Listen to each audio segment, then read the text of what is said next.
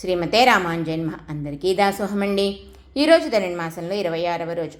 ఈరోజు పాసరంలో గోపికలు కృష్ణుణ్ణి మాలే, ఆశ్రిత వ్యామోహం కలవాడా, మణివన్నా, మణిని పోలిన శరీరకాంతి కలవాడా అంటున్నారు. ఇదిగోండి ఇంద్రనీలమణి. ఈ రూపమే గోపికలకి వ్యామోహాన్ని కలిగింపచేస్తుంది.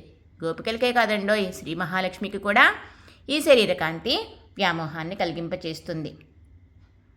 గోపికలు అంటున్నారు, ఓ మణివన్న, మా పెద్దలందరూ కూడా ఆచరించినటువంటి ఈ స్నానవ్రతాన్ని మేము కూడా ఆచరించాలనుకుంటున్నాము. దానికి కొన్ని పరికరాలు మాకు నువ్వు ఇవ్వవలసింది అంటూ శంఖ, చాందిని, దీపాలు, భాగవతులు ఇలా మొదలైనటువంటి పరికరాలు కోరారు. ఇంకా కృష్ణ పరమాత్మని ఆలినెలయ్యాయ్ అని సంబోధించారు.